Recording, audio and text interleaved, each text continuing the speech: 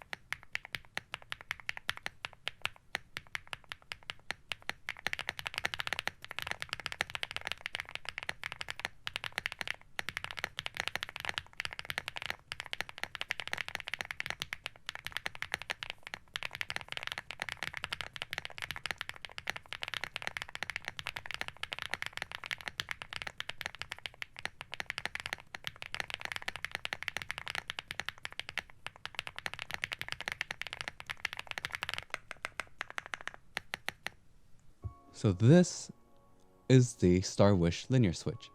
And what are my thoughts on it from after doing the sound tests and everything is that it is a thock, but I would call it a higher pitched thock. It's not like a deep sounding thock, but definitely a little bit more higher pitched. Depending on the type of board you're using and like the build of it, it possibly could go into like a deep clack in a way. That's just my honest opinion. I think it has that slightly higher pitched sound that can be made from the Switch. The look of the Switch though, I think the design looks really cool. Like this glittery look with like the just purple kind of gives you like that really star look to it. Like really gives you a galaxy kind of feel. So we're gonna really have to open this up though, take a look, get more information of it, and do like a backlighting test to see, how does the backlighting of the Switch work. So let's go right into that. Now let's take a look, more of a deep look. First of all, let me give you guys information again of the Switch on screen so you can kind of get an idea again. Now, as you can see, in terms of the actual housing material, like the PA12 housing and the UPE stem, it should be more of like a thockier sound, but I tend to find that this one was a little bit more on the higher pitch side. It is thocky, but not like super thock, right? It's not like a deep sound. It is definitely a little bit more of the higher pitch. And one thing I noticed in terms of the Switch itself is just, it looks incredibly beautiful. I do feel like they did a great job in designing the Switch. I am from Keygeek, and it does feel quite good as well. Now, in terms of the stock lubing, of course, let me show you guys on screen here with the stem. And as you can see, there is some stock lubing on the Switch. Mostly the lubing is going to be on the edges instead of like the side where the point is going to be pointing out and actually touching the bottom housing. You can see there that's like no lube on there and only on the edges of the side of the stem and closer to where the pins would be. That's something that I think is okay, but of course I think you have to do some hand lubing of the Switch just to make it feel a little bit better. But if you do too much, it will feel a little bit too firm. You really have to do a very light lubing. Now, in terms of the spring, we are measuring it at 21 millimeters, which matches up with the description, and it is a single stage spring. This means that it does have a decent bounce back, a nice bounce back feel when you are typing, especially when the key is being depressed. One thing I also felt in terms of the bottom housing though is that the way that it was built wasn't great. In terms of, it's actually a little bit bigger than other Switches. I'm going to actually have to show you guys a little bit closer look of it, but it is a little bit tight, or very tight in certain plates, like FR4, steel plates, anything like aluminum. You will have a trouble in terms of trying to get the Switch in because it's a little bit too tight. This is my Evo 75 and it is a PP plate. And you'll see here as I show you guys close up that the housing is quite tight and a little bit too big. You can see this by the fact that it's not actually fitting flush inside of the plate. And I was actually having troubles trying to push it into certain plates, specifically like the FR4, steel, aluminum. Those are the ones that you're really going to have to kind of dodge these switches because it's going to have a hard time. As you can see here, like you would have heard that for a moment where like I'm pulling it out and it has that loud sound. I'm going to even show you guys on another specific key and show you guys how it actually gets lifted. So from listening to that, you should be able to tell that it gets really stuck in there. And that is not a great thing. It's not a bad thing, but you don't want your plate to be like ruining the switches by having it too tight and putting pressure on it. So this is something to keep in mind for yourselves, that if you do have a more like hard plate, you don't want to use these switches. Now, what I feel about the typing is the fact that these are very smooth switches and they are quite loud. So if you are someone who doesn't like very loud switches, these are going to be on the very loud side. And when I mean very loud, I mean compared to say a lot of the other creamy switches that I enjoy or thocky switches, these are very loud. And one thing I also felt in terms of the like actuation force is that it is quite firm and you can feel the pressure there. This means the actuation force is a little bit stronger. I know this is supposed to be like a 53-gram switch, but the actuation force is quite heavy and you will feel that if you go very, very slow. Of course, typing wise, you don't feel too much. As you go into the stem wobble test, you can see here that on the top end, there is some rattling. It's not zero, but you will get a little bit of that rattling. And then once we press it down, you can see the stem actually moving around quite a bit. This is not the greatest thing. You don't want to have this much movement. and you don't want the switch to be moving too much horizontally. Vertical, I do understand because of how switches are made in terms of the MX style, and horizontally is where you really do not want any of that, and this unfortunately does have that stand mobile. So if you are someone who doesn't like stand mobile, you will not enjoy these switches at all, especially if you game with them. Now going into the backlighting test, you can already see here that the purple does affect the lighting, so you are going to get a purple hue from it.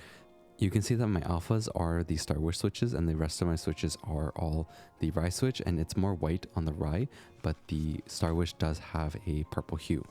This means if you want accurate lighting, this switch is not going to work for you. Overall, these switches are decent.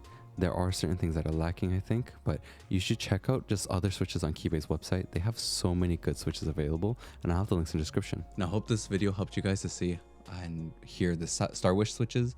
Of course, I'd love to hear you guys' feedback in terms of maybe how I can improve my Switch review videos. And check out the Switch itself, guys. Like, I'll have the links in the description for you guys to go check out Keygeek's website. They have so many different switches available. They have like really amazing switches, like the Keygeek Blue Cheese, and now they have the Cheese, which is a clackier version. I think they make amazing stuff, and you should go check out their website for all the other switches. Of course, leave in the comments below if there's specific switches you might want me to try out, and I'll see if I can grab them. I'll have the links for the Starwish as well, and you should check it out. Like, I think it's a really nice switch, and I've actually enjoyed using it. But if you like backlighting, this might not be the one for you, especially if you want accurate lighting. Of course, go check out the link in the description for my Discord. You can always join up, ask me questions. I'm very communicative there. And of course, check out the other videos I got, and I'll have to catch you guys next time.